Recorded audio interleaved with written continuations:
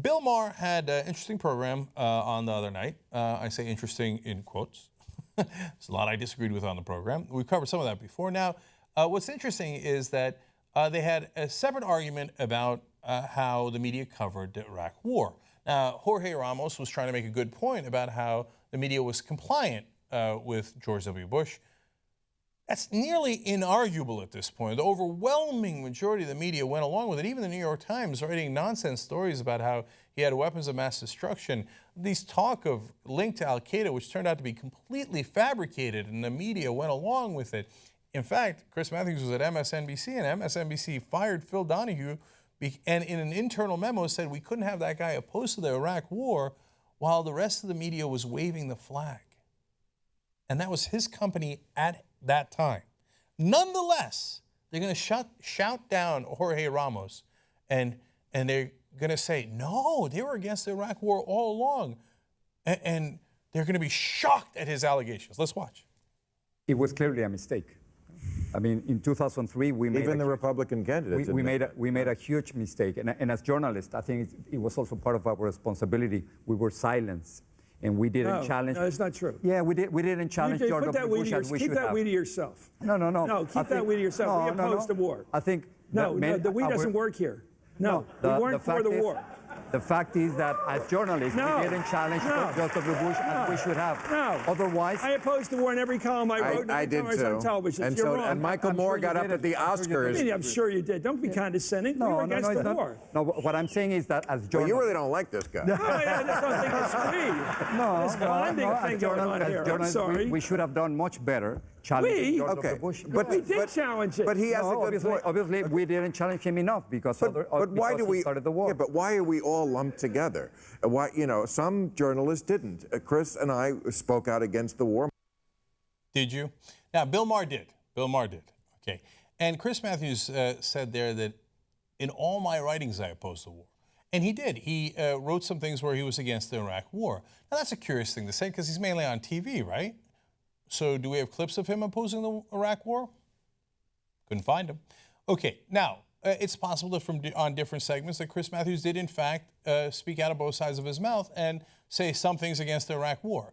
I'm going to show you the other side in a second.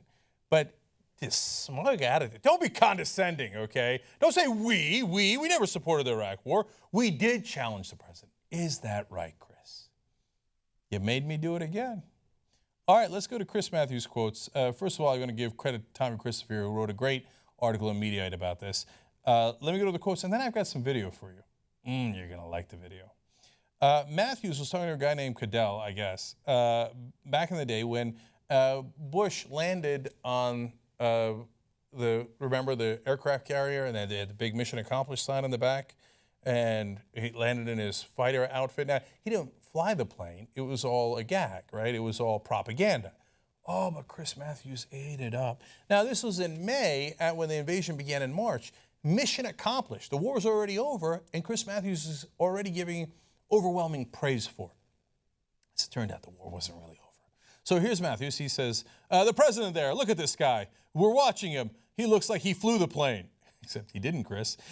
He only flew as a passenger, but he's flown. And Cadell jumps in. He looks like a fighter pilot. Matthews says, he looks for real. What is it about the commander-in-chief role, the hat that he does wear, that makes him, he seems like he didn't fight no war, but he looks like he does.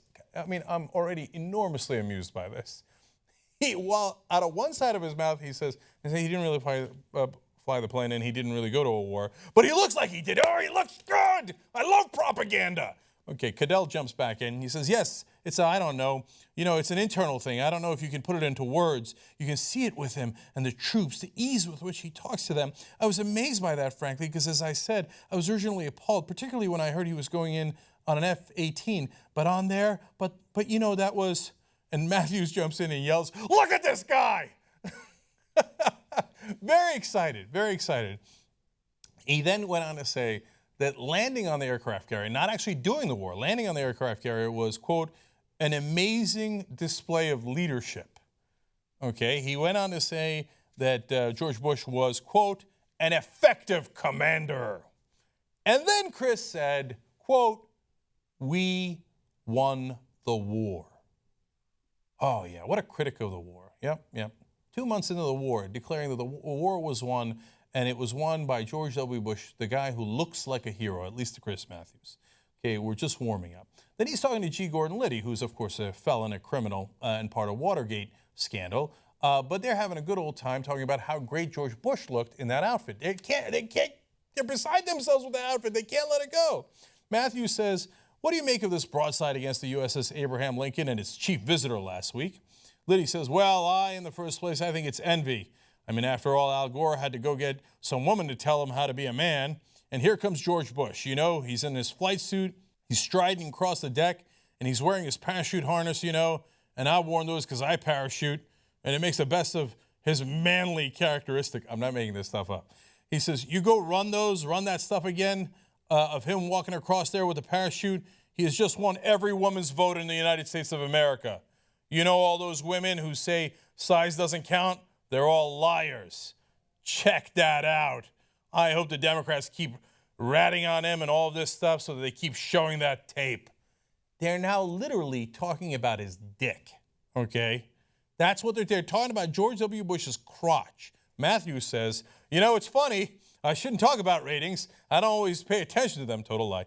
But last night was a riot because at the very time that Henry Waxman was on, and I do respect him on the legislative issues, he was on blasting away, and these pictures were showing last night, and everybody's tuning in to see the pictures again. He thinks he's gotten good ratings because they showed George W. Bush's cock, the one he fell in love with. He's, this guy had the nerve to shout down Jorge Ramos. We opposed him. We opposed him. Speak for yourself. You were on there talking in glowing terms about his crotch. It's like you thought it was the suitcase in Pulp Fiction. Right? Okay, well, I'm not even halfway done. You know what he then called the critics of the Iraq War? Real critics of the Iraq War. Quote, carpers and complainers. Then later, this guy pretends he was a critic of the Iraq War. No, Chris, all you ever do is suck up to power. That's all you ever do. And which way's the wind blowing? Oh, I'm against the Iraq War later if I want to run as a Democrat, which he considered running for Senate later as a Democrat. I'll check that box off. I won't say it on TV, not too much, a little bit, talk out of both sides of my mouth, but I'll write it in print, and then later I'll come back and be like, critics, carpers, and complainers. Oh, Bush, he's so mad. Then we got the Iraq elections later on. Now, my favorite, the actual videotape. He said if the elections go well, then Bush is set and his place in history is set. And he went on to say this. Probably the greatest gamble since Roosevelt backed Britain before World War II. The president deserves credit. If this gamble comes through, and it's not clear yet, if his gamble that he can create a democracy in the middle of the Arab world and he does it, he belongs on Mount Rushmore. He belongs on Mount Rushmore. By the way, he was talking about the gamble of whether Iraq can hold an election. They did hold that election. Later, Matthews came out and said, boom, he did it. You know, I felt sensitive. I was with him last night, the president. We all went to see the president. You were there, went to see the president for our Christmas. You got to get your picture taken with him. It's like Santa Claus, and he's always very generous and friendly. And I was wearing a red scarf, and I wanted to look a little bit festive for the occasion, look a little preppy. And he came up to me and said, look, Matthews, I didn't know you were that preppy. This is the president of the United States after his biggest victory. And he goes, I didn't know you were that preppy. And I said, well, you know, went to Holy Cross, but you guys started with all this stuff. The Yale guys started with all this stuff. And then he started kidding around. I felt like I was too snappy with him. I felt he deserves a little, he deserves a lot of respect for this. That was the critic of George W. Bush in the Iraq War. He had the audacity to shout down Jorge Ramos and tell him, hey, speak for yourself. I was a critic of the Iraq War. I'm sorry. I didn't know that you meant a critic of the war was being a little too towel snappy with the Yale guys in the White House. You're so sad. Young Turks.